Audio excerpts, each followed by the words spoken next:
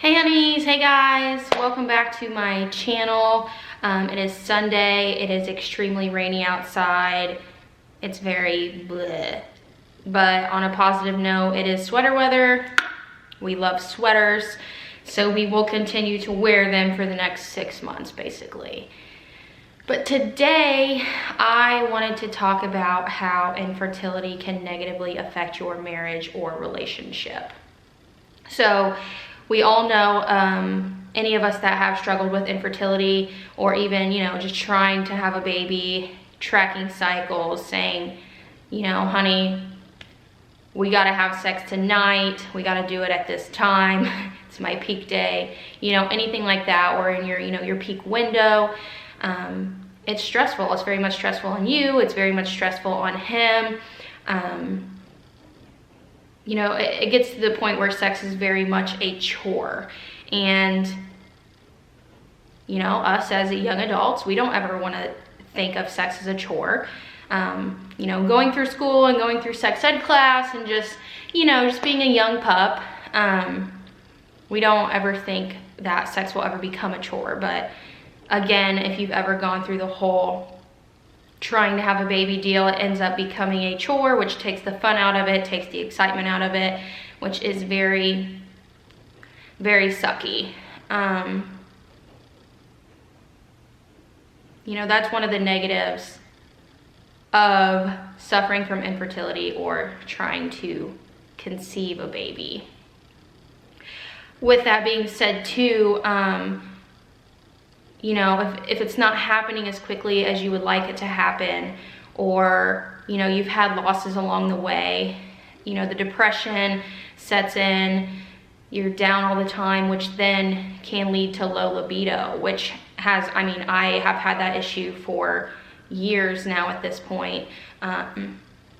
We've just tried so hard, and even in between fertility treatment because we've been with our fertility doctor for 4.5 years, or about 4 years, I think. So, even between fertility treatments, we would try on our own. And it's like my libido wasn't there. I was down, I was sad, I was like, this isn't even gonna work, why try? And I just got to the point where I was like, why are we even having sex if it's not going to produce a baby? Which is really sad. Obviously that's just not, that's not what sex is about as being in a relationship or being married. It's part of it. It's a huge part of it. And again, it's supposed to be fun. It's supposed to be, intimate. It's supposed to bring you and your partner together. And, unfortunately in these circumstances, it's like you don't even want it. You have no desire. At least, again, that was the case for me, and I'm sure that has been the case for a lot of people. So that is another negative of infertility. I had gone through spurts where I talked myself up and was like, Kylie, come on. Like, you can't lose that part of your marriage, and you can't, almost, you can't keep that away from Ashton, and so I gone through periods where, you have to talk yourself up, and you have to get past that and realize that you still deserve to have fun. You still deserve to enjoy that intimate part of your relationship, even if it doesn't result in a baby. So, whether you need to, read books or look things up on the internet, support groups, this is kind of silly, but, any kind of books or anything like 50 Shades, which I personally have never read, but there's other books out there like that, that can maybe get you a little fired up. So anything, so you don't want to let that part of your relationship go. So advice there is to, keep that as a top priority in your relationship and find out ways around it. Whether you guys need to change, your routine, or if it was just becoming so vanilla or so, again, very routine, we got to do it on this day at this time, blah, blah, blah. Switch it up a little bit, make it fun again. Another negative here of infertility, which, backs up to what I was just saying, is your self-esteem. I had always been a pretty confident person, but as a woman wanting to try to carry a baby and your body just completely letting you down, that affected my self-esteem very much so. I had put on a little bit of weight, which I will get to in another video when I talk about how infertility can affect you physically. But it affected my self-esteem, which then in turn, I think led to the low libido as well, on top of the, depression issues. And then, which again, it pulled me away from Ashton a little bit. Now I'm not saying we ever had a negative part of our relationship with infertility. Honestly, the whole time we've been going through this, there's only been, I don't even know if I can honestly count on one hand how many times we've butted heads over it. We've always been very supportive of each other and our feelings, and very understanding that, everybody deals with things differently, and that's okay. But I know personally that, again, my self-esteem was affected just because I was so mad at my body for not becoming pregnant, not letting me carry my baby, that, again, that turned into low libido, which pushed me away from him, which just took away those intimate moments that we, so badly deserve. We deserve that. We all deserve that when we have a partner in life. So that is also something that I would say, any of you guys out there watching, work on that. Work on telling yourself that you are good enough, and just because you're not pregnant right now, you are still good enough. You are worthy enough. Your body is worthy enough. Do not, again, take that intimate aspect out of your relationship, because it's so important. And even if you need to switch up that, intimate aspect, even if you guys need to pull away from sex a little bit and maybe just cuddle more, or maybe just go on more dates, hold hands. Again, there's times where I had pulled myself away from Ashton, not realizing that I did so, but it just got to the point where it's like we weren't kissing each other goodnight anymore, which is super weird, because that was always like we had to do that. Like, you even wake me up if I fell asleep 30 minutes before you, just to kiss me goodnight. Or when he left for work, it was just a kiss, and he left instead of me fully hugging him, instead of embracing each other before he left. And you gotta hone that stuff back in. You don't want to separate yourselves in your relationship. And again, thankfully, that never affected us. We never argued over that. We never got mad. We just let the times happen. We let time go by. And it does come back. It does come back. You just have to hone it in. You got to realize how things are different, and you got to do something about it. So again, keep that self-esteem high. Talk yourself up, whether you have to look yourself in the mirror, whether you have to download apps that give you positive affirmations every day, whether you need to text your friend and say, hey, it's a bad day, this is how I feel, hype me up, give me some positives. I know I did that to Candace a lot, actually, like, hey, I'm having a bad day, this is what's going on, talk me up, tell me, put me in my place, tell me I'm being ridiculous, and, she would hype me up, and that would just, change my day. Sometimes that's all you need. You need good friends in your life. Another thing is self-isolation, which I will also talk about that in upcoming videos as well, but I very much did that without realizing it, but at the same time kind of realizing it. I pulled myself away from basically any acquaintances or friends that I had for years.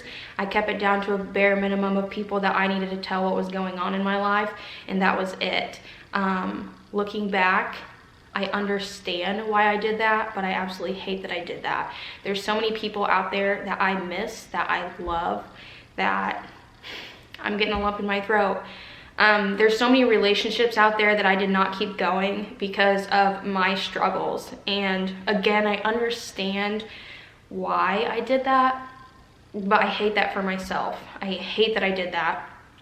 And, I'm going to work on that now. I'm going to work on reaching out to those people from high school that I miss so much, and I love them, and I want to know what's going on in their lives, and, I want to hang out with them, and I want to get to know their kids, and I'm going to work on that for sure. There's people out there, that I used to work with at my old job, you know, 5, 6, 7 years ago, that I miss them so much. We were such good friends when I worked there. I'm gonna reach out to those people. We're gonna hang out, we're gonna have lunch, we're gonna do whatever, because there's so many people, again, that I miss.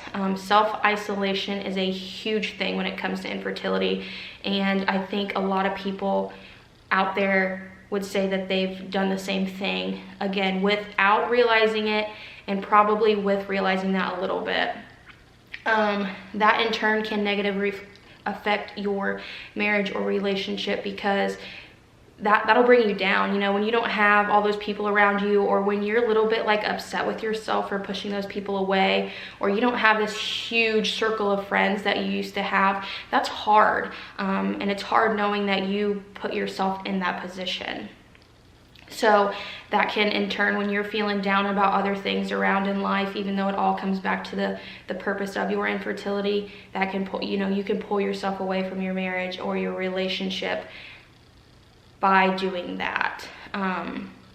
You know, just like, say you're having issues at work and you kind of just like, you're exhausted, you want to come home, and you know, your husband, you just don't want to talk, you're just exhausted for the day, you're just kind of like, leave it. Or you're having issues for a while at work or something, and you just, you know, you kind of shut down when you get home because you're just so exhausted from the day.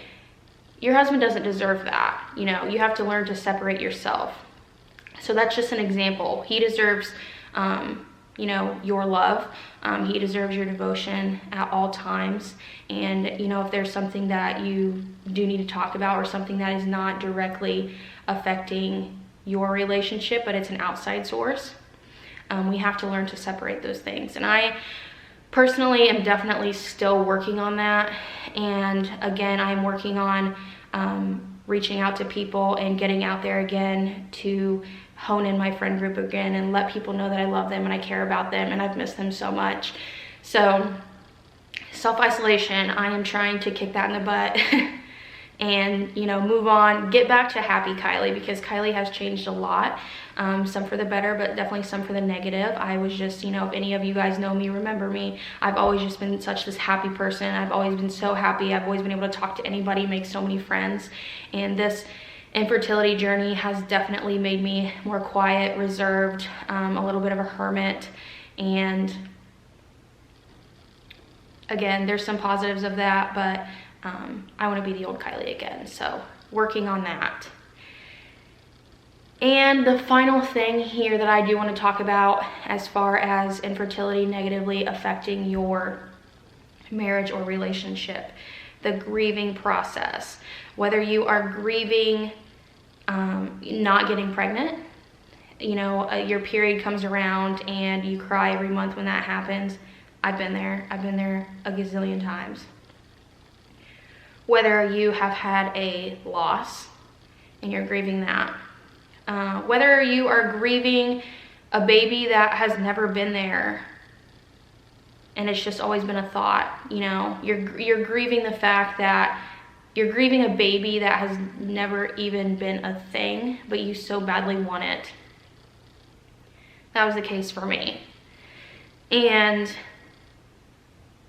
in a marriage or relationship, or your friend group, or your mom, your dad, your brothers, your sisters, everybody grieves differently. And you can grieve at different periods of time. And you know, there are the 5 or 7 steps of grieving, but I don't necessarily believe in those. Because again, everybody grieves differently and all of your feelings are valid. Ashton and I found this out for the first time really during our second miscarriage, the one that we had with IVF number 1. We lost that baby at 8 weeks. I was sad. My body was going through it. I was in pain for a couple days. Again, I was bleeding for like a week. So my body was actually going through it, and I couldn't separate myself from the fact because, you know, I was bleeding. I was bleeding every time I went pee. You know, I was constantly there. It was a reminder constantly. And I just wanted to lay in bed. I wanted to cry. I wanted to be mad at the world. I wanted to be angry. I didn't want to talk to anybody. I was just very much to myself, and I was mad and I was sad and I just wanted to lay in bed. Whereas Ashton, his way of grieving was, I'm gonna go to the gym, I'm gonna spend 4 hours at the gym, I'll go twice a day if I need to, I need to work extra. He was like a go, go, go, I need to keep my mind busy, kind of grieving. And that was hard for me personally. This was our first time that I would say that we like butt heads and had to understand each other as far as grieving went. He didn't understand why I was just laying in bed and I was crying and I wasn't moving on. Not that he expected me to move on, but I wasn't doing anything productive to try to help myself or my feelings. He did not understand that. And I didn't understand why he was leaving me at home and working more and, you know, spending so many hours at the gym while I was physically going through this. We were butting heads, honestly, at that point, which sucks going through that. And then you guys are arguing because we were grieving so differently. That was a tough, like, solid week or two, I will not lie. That was probably, as far as our relationship goes and in the infertility process, that was definitely the hardest point for us. So much so that we both even got into therapy. And Ashton ended up going to therapy for about 6 months after that, which I love him for that. I applaud him for that. You know, he went for infertility purposes and then he just went to work on himself personally, which, God, so thankful for that. I just think that's cool as a man to, you know, say there's issues and I want to fix myself, or I can do better. I want to be better. So I think that is absolutely amazing. I went for a couple times, and then I had actually gone this past year as well to a strict infertility counselor. So therapy, I will always support therapy, whether you are happy, sad, mad, whether you're going through something in your life, whether you're not, whether big things, good things are happening, whether bad things are happening. Therapy is amazing. To have an outside source to tell you, you know, hey, Kylie, you're in the wrong, or it's okay to feel that way, or it's, I don't know, maybe you need to back up a little bit, or to give you advice, you know, that you never thought of, or somebody that knows you, you know, they could be a little sensitive when telling you things, where a counselor, not like they're rude, but, you know, they're more upfront with you because they're trying to help you. So, yeah. Go to therapy if you need to. Shoot, don't be ashamed of that. I honestly will probably go back after I have this baby, just for the simple fact of, I know even after you have beat, and I say that lightly, beat infertility, it will affect you for the rest of your life and you will still have issues. You know, when I have her, I'm sure I'm gonna have periods of where it's like, oh my God, is this wrong? Or oh my God, is that wrong? I can't lose her. It took so much time to get here. And so it's just those infertility thoughts that come back in your head that you can struggle with. And you know, there's a possibility of postpartum, and I've talked to my therapist about this. So again, I'm not opposed to it. I probably will go back for a few sessions afterward just to make sure my head is right, just to make sure I know how to cope if any of these thoughts come back in my head. But again, grieving, just know that the grieving process is different for everybody. If you guys have gone through the same thing, experienced a loss, or just the frustration of not being able to conceive, and you feel a certain way, and your partner is maybe like, oh, it's okay, we're gonna get there, but here you are, you're so sad and you're down, and they're just not picking up, they're not vibing with your feelings. Just remember that it's okay to grieve differently. Have a conversation, have a talk, and say, this is how I'm feeling, and I understand that you feel this way, and I understand you need to stay busy, or I understand that you're still being positive, but just know that I'm not there yet, and so I just want you to support me in the way that I feel now. And, you know, I had to tell Ashton back then when that happened that I understand that you need to keep your mind busy and you need to keep going in order to keep yourself sane. But just know I'm not there yet. And so, you know, if you could spend a little extra time with me, or a half hour extra with me before you go to work, just to have you there by my side, that would mean the world to me. So it's all about compromise. Definitely compromise when it comes to the grieving process. And again, try to keep your frustrations on the low. I feel like when it comes to grieving differently, it's going to happen no matter what. One of the two is going to get frustrated, or both of you are going to get frustrated with each other, but just remember to talk it out, because when you're going through such a hard time, it's not worth fighting over. You don't need added stress on top of the stress that you're already feeling. So anyway, guys, those are the negatives of, you know, how infertility can affect your marriage or your relationship. It's very important to stay on top of your mental game. Stay on top of it, stay on top of it, stay on top of it. Again, I will always say mental health is number one. Keep that in mind. So thanks for watching this video. I have plenty of videos planned, but if you guys have anything specific that you do want me to talk about, reach out to me, comment, message me on IG, you know, whatever works best for you, and I would love to, you know, give advice, or again, just talk about where I have come from. So anyways, again, thanks for watching my video. I hope to upload 1 to 2 a week, so be looking out for those. Subscribe, like, comment, hit that little ding button so you guys can know when I do upload, and I will see you soon. Thanks so much.